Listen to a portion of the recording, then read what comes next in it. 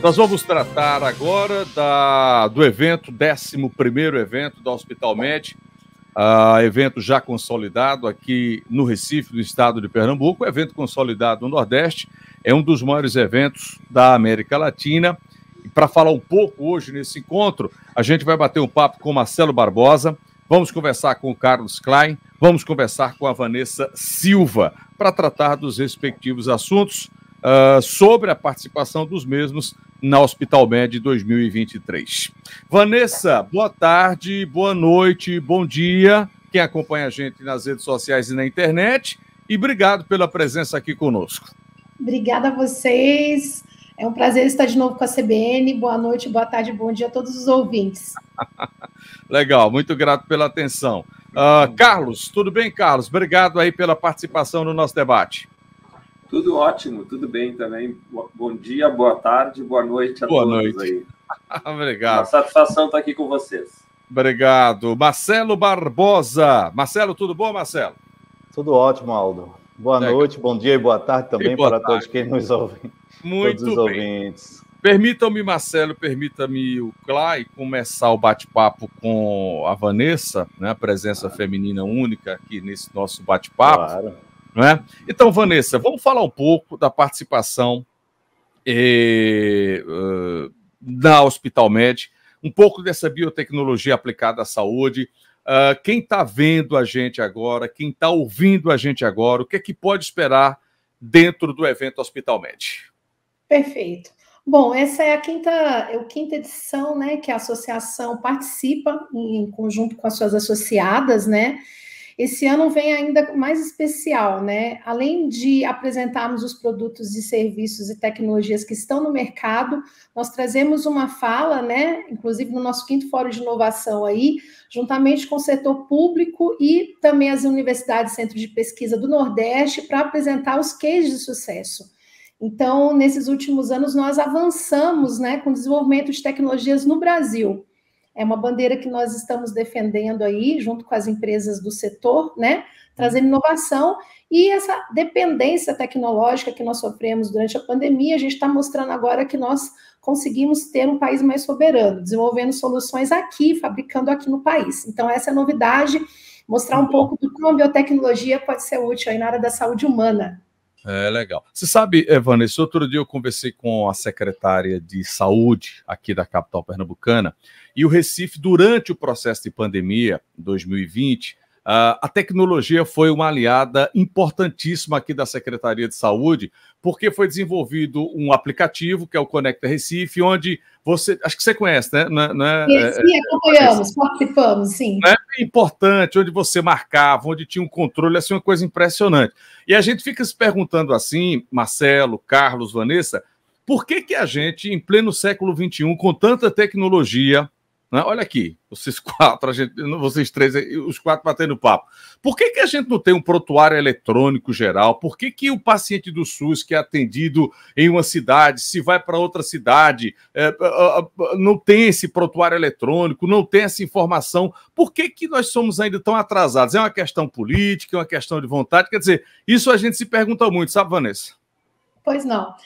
O que eu vejo? Na verdade, nós temos ferramentas aí capazes de serem utilizadas pelas indústrias brasileiras, né? Eu vejo, sim, uma certa dificuldade das instituições, principalmente na área da saúde, que é o mercado consumidor, é o mercado público, né? Os hospitais, de saírem daquele modelo que só se pensa em licitação, e normalmente com o menor valor se compra alguma tecnologia, um produto para ser ofertado. A gente tem visto, né, que está tendo uma mudança, inclusive numa forma geral, né, nos hospitais e clínicas, para que o paciente ou para que a própria gestão hospitalar seja mais efetiva.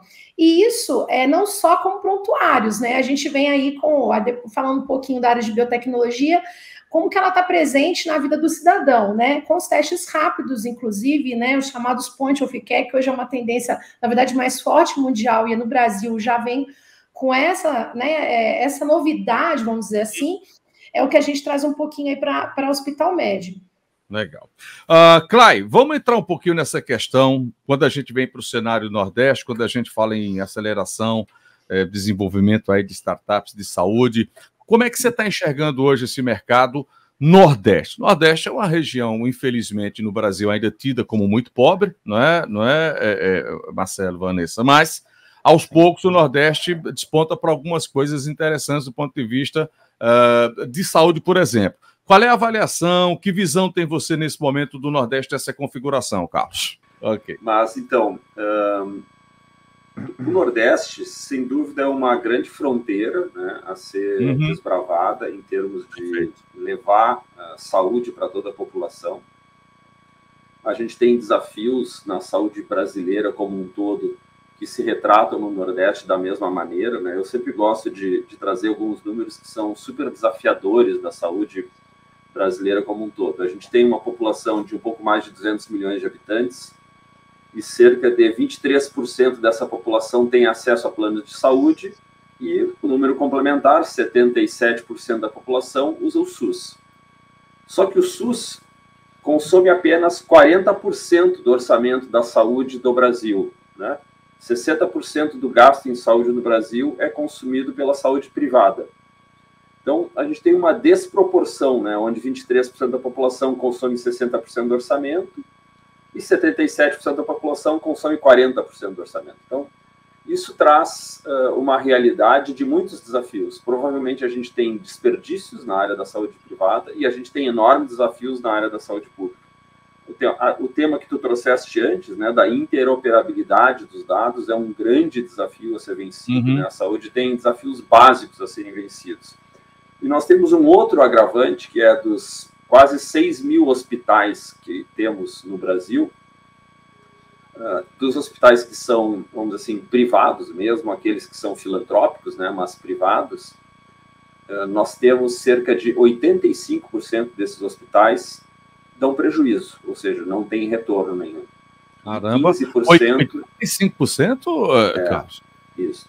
E 15% dão resultado, sendo que 5% estão ali numa faixa de entre resultado e prejuízo, né? Um ano prejuízo, um outro ano resultado. Então, a saúde, esses números trazem para nós, de uma maneira global, que a saúde tem desafios enormes no Brasil todo. Talvez, eu não tenho recorte por região desses números, né? Mas talvez no Nordeste seja um pouco mais desafiador, né? Porque talvez a penetração da saúde privada seja um pouco menor, e aí torna as coisas um pouquinho mais difíceis, mas nós temos cenários desafiadores.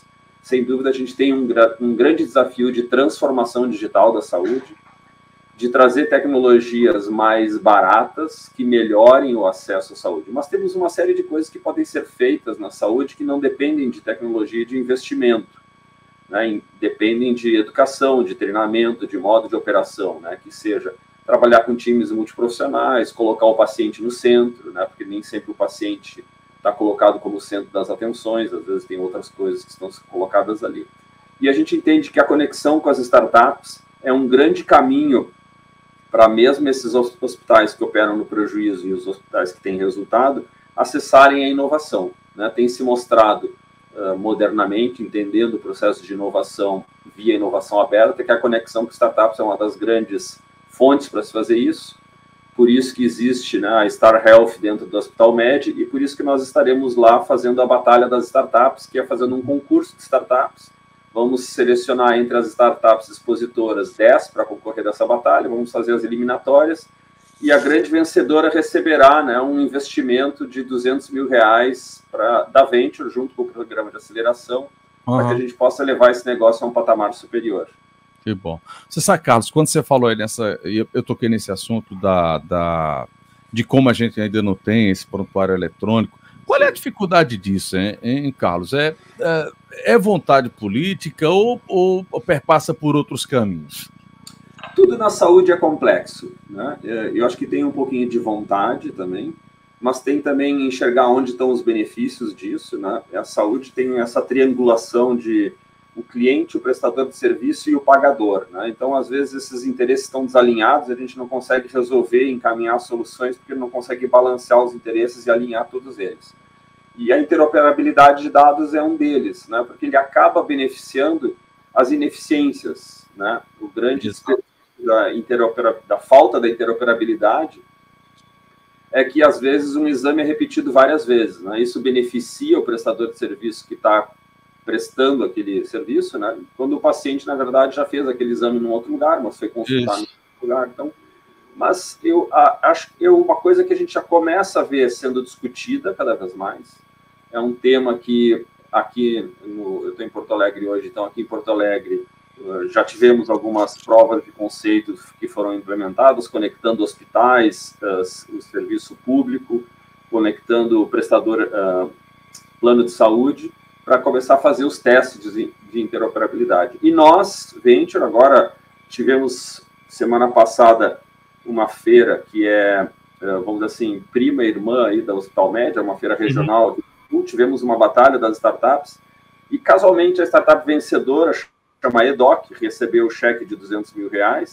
Ela, justamente, é uma carteira digital de dados para o cidadão, né? O cidadão ter os seus dados numa carteira digital, né? Seria o Open Health, né? Ter todas as suas informações ali, para quando ele for consultar com o médico, ele não precisa lembrar do exame que fez ou não fez, qual foi o resultado. Tem tudo ali à disposição do médico.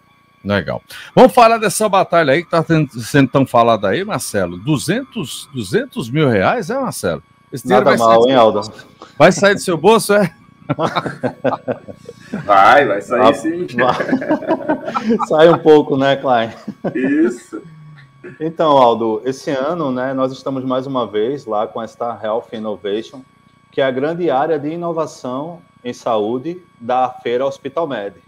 Nós temos anualmente um compromisso e o propósito de levar a todas as startups não só uma conexão direta para o mercado de saúde, a própria Feira Hospital Med, ele possibilita, né, essa conexão com toda a indústria, mas também um contato direto com diversos fundos de investimentos, tanto aqui no Brasil quanto fora, como na Europa, por exemplo. Então, desde o ano passado, nós estamos com essa parceria com a Venture. O Klein, ele sempre é um cara muito ativo, está sempre conosco. E esse ano nós estamos inovando na premiação. Faremos novamente a Batalha das Startups, estaremos selecionando 10 das startups inscritas em toda a Ilha de Inovação, e a vencedora sai com um cheque nada mal de 200 mil, hein, Aldo? Dá para resolver algumas coisas, né? Poxa, ou para começar um grande negócio, né? Agora, sem Marcelo, dúvida. Eu queria que você detalhasse um pouco de que forma essa batalha acontece. Para quem está assistindo, ouvindo a gente agora, qual é o processo, como é a dinâmica para que funcione o evento? Tá bem. Nós recebemos diversas startups, tá, Aldo? Varia ali, no último ano nós tivemos quase 40 startups inscritas. Brasil, E em Brasil, inclusive a vencedora da batalha foi uma startup lá de São Paulo. Então, dentro de todas as inscritas, nós fazemos um filtro. O Klein, junto com toda a sua equipe, ele faz essa acurácia de projetos realmente inovadores, com propósitos, que tenham um bom modelo de negócio definido e que atendam a um pré-requisito que é resolver um problema, em especial da população. Como ele falou da última batalha com a startup vencedora EDOC, que consegue centralizar ali todo o prontuário. Então, a partir desse filtro, ocorrem competições de pitches, cada startup faz a sua apresentação, existe uma banca de jurado que avalia entre vários pilares, vários critérios, e vai ocorrendo umas eliminatórias, né, como se fosse aquela oitavas de finais da Copa do Mundo. Então, a cada dia existem sessões que vão tendo uma competição dos pitches, e vai sendo feito um filtro daqueles de maior potencial até chegarmos na startup vencedora. Entendo. Uma curiosidade, Marcelo, nós somos aqui um polo de tecnologia, né? Certamente, sim, a Vanessa e Carlos conhecem o Porto Digital. Com certeza. Né? Do Porto Digital surge muita coisa para a saúde? Surge, Marcelo? Surge bastante, tá, Aldo? E algo que tem nos alegrado bastante é que o Porto Digital de Recife, ele tem desenvolvido uma célula de health, tá, específica para conhecer e fomentar as inovações na área de saúde aqui da região. Então, isso ajuda todo o ecossistema, né? Em Recife, nós temos um dos maiores polos de saúde do país. E, como o Klein falou, o Nordeste como um todo, ela é uma região a ser muito desbravada ainda. Então, a partir do momento que eu chego junto ao Porto Digital, que é um polo de tecnologia bem expressivo, e hoje ele tem uma célula de health dentro de um dos maiores polos de saúde do país, a curto prazo, o que a gente extrai disso, sem dúvida, são projetos bem interessantes, inovadores, para, de repente, resolver até essa questão do prontuário eletrônico unificado, né? Você tem falado aí, trazendo Eu queria, desculpa atravessar, mas nós estamos num bate-papo aqui, acho pois que não, Carlos. dá para atravessar, né? Pois não, por favor. Fique à vontade. Eu acho que vale destacar, né, o Porto Digital, sem dúvida alguma, é um dos parques tecnológicos mais desenvolvidos e maduros do Brasil, né? A gente aqui no Sul tem uma admiração enorme pelo trabalho que o núcleo gestor do Porto Digital faz, e sem dúvida alguma, né? Então, a gente tem aí startups que a gente já viu, já participaram de outras edições e com as quais a gente já interagiu na área da saúde, que são fantásticas, né? E tem algumas que já cresceram, já nem são mais startups, né? Já estão maduras. E eu acho que até essa iniciativa, né, que começou há mais de 20 anos com o Porto Digital, já se disseminou e a gente já tem na cidade outros polos, né, de desenvolvimento de saúde. Isso é que é bacana, né, que as coisas não fiquem em um lugar só, mas que as coisas cresçam e se espalhem, né, e que a gente tenha, quanto mais gente envolvida nisso, melhor, né, mais resultados teremos. Mas, sem dúvida, acho que o Porto Digital fez um trabalho original, super importante, né, e que deve ser lembrado e valorizado. Perfeito. Certamente. Pessoal, deixa eu só pegar aí, quero ouvir os três, porque está tratando bem aqui de tecnologia. Não dá mais para dissociar saúde e tecnologia, Vanessa? Não dá mais. E eu até queria pegar o gancho da sua pergunta anterior com essa agora, informar o seguinte, que nesse ano, dia 3 de abril, o governo federal lançou um decreto-lei justamente para mudar essa questão da política pública na área da saúde brasileira, né? Então, é o G6 que está vindo aí, né? Inclusive a Biotech foi convidada para compor esse comitê, né, em Brasília, para justamente defender todo esse acesso que a população tem que chegar, né, tem que ter esse acesso à tecnologia, mas que ela seja utilizada. Não tem como falar de saúde sem tecnologia, esse assunto já é muito antigo no mundo, mas a gente só, como país, né, prestou atenção, infelizmente, após a pandemia, ou felizmente agora. Então, associar isso, de fato, sem dúvida, ainda mais porque a população quer resultados precisos, mais rápidos e mais confiáveis com qualidade. Tem que ter tecnologia. Sem dúvida. Só para... A gente ainda está discutindo, né, Marcelo, essa questão de telemedicina, o Congresso ainda vai para um lado, vai para o outro, umas coisas assim, meio que óbvias. Diga, Marcelo. Exatamente. O lance é que o Covid, ele desencadeou, né, essa imersão da tecnologia de uma forma muito forte, isso em âmbito global, junto à área de saúde. E logo na saída dele, a gente falava muito em telemedicina, o que era, de fato, algo novo. Exato. Mas do Covid para cá, isso não tem muito tempo, a tecnologia ela muda de uma forma rápida e muito constante. Então, hoje, o que é que a gente olha para o futuro da tecnologia? É algo muito voltado para a área de inteligência artificial e machine learning, onde ajuda exatamente nessa questão que a Vanessa trouxe, que é aquele diagnóstico mais rápido e preciso.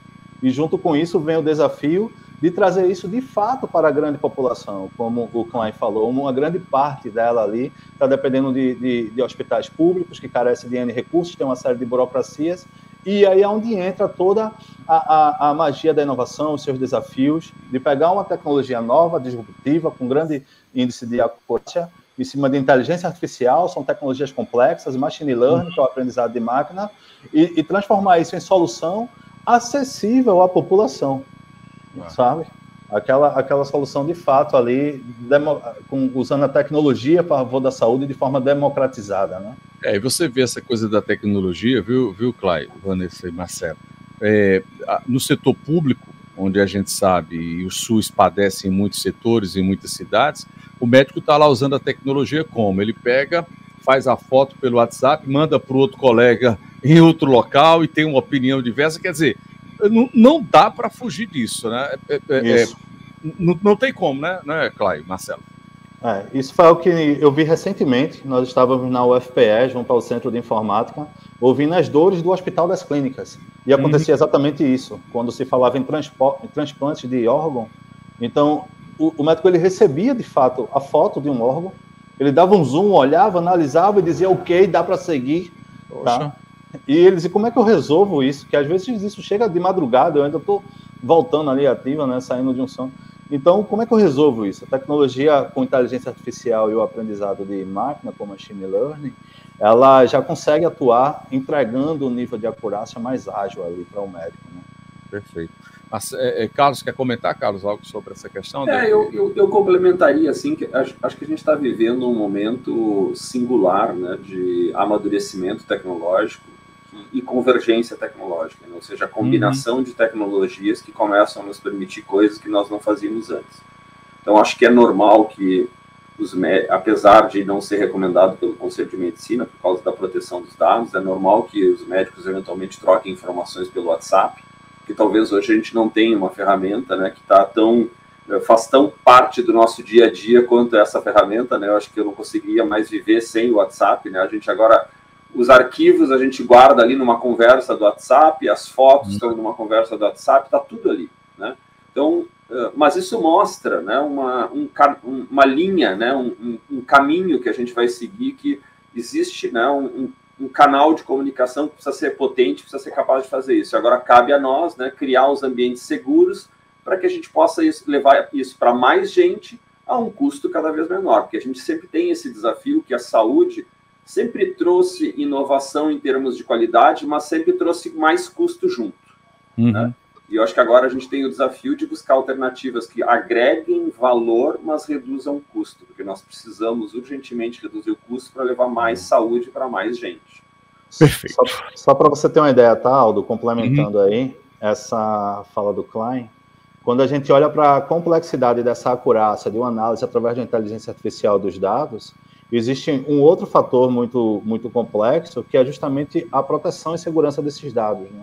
Quando a gente olha para a LGPD, os dados de saúde são os dados mais sensíveis hoje. E os prejuízos diante de um vazamento são algo terríveis. Então, isso é algo que compõe toda a complexidade da entrega da tecnologia no final. Sem dúvida. Bom, nosso tempo acaba. Certamente vamos nos encontrar no Hospital Med. Obrigado, Marcelo Barbosa. Até o próximo encontro, hein, Marcelo? Obrigado, Aldo. Obrigado, amigos. Obrigado a todos os ouvintes. Muito obrigado. Carlos Klein, obrigado pela atenção, Carlos. Obrigado, meu caro. Nos vemos no Hospital Med. Um grande abraço. Vanessa obrigado Silva, aos ouvintes. Obrigado, Vanessa, pela gentileza. Obrigada a vocês. Até breve. Sempre um prazer. Que legal. Muito obrigado. Conversamos com Marcelo Barbosa, Carlos Klein, Vanessa Silva, Hospital Med 2023.